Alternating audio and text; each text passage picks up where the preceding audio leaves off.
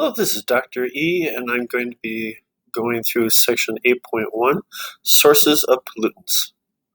The suggested skills here are being able to describe environmental concepts and processes.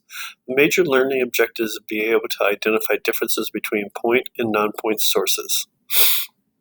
A point source is a pollutant that enters the environment from an easily identified and confined space. You can point to it. That's why it's called a point source. For example, the pipes right here, you can point to it. The pollutants enter the environment from many places at once. It's difficult to point to any individual source.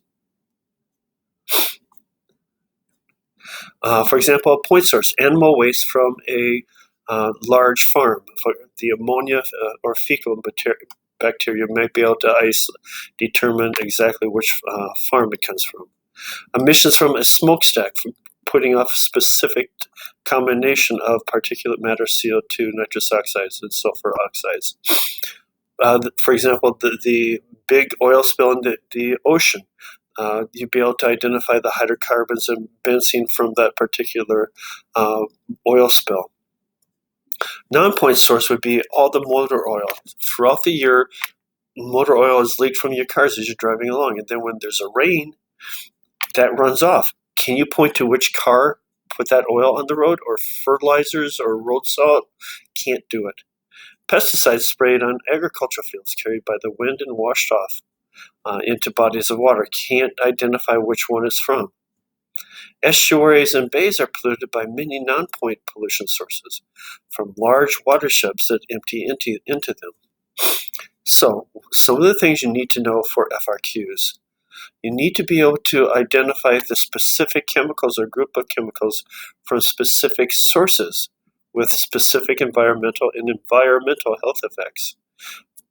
You're more likely to earn all of your FRQ credit if you do that. If you say there is air pollution, that's vague, nondescript. You're just throwing the word up there to hopefully get points. Never accepted. So on any pollution-related FRQ, use specific pollutant names, their sources, their environmental and human effects. Exceptions. For specific types of pollution, you might want to say thermal pollution. That would be fine. You can say noise pollution. That is fine.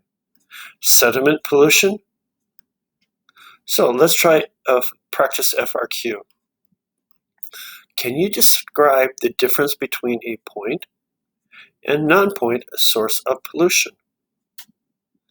Can you identify one point source of nitrous oxide emissions and one non-point source of nitrous oxide emissions? Thank you, and hopefully this has been helpful.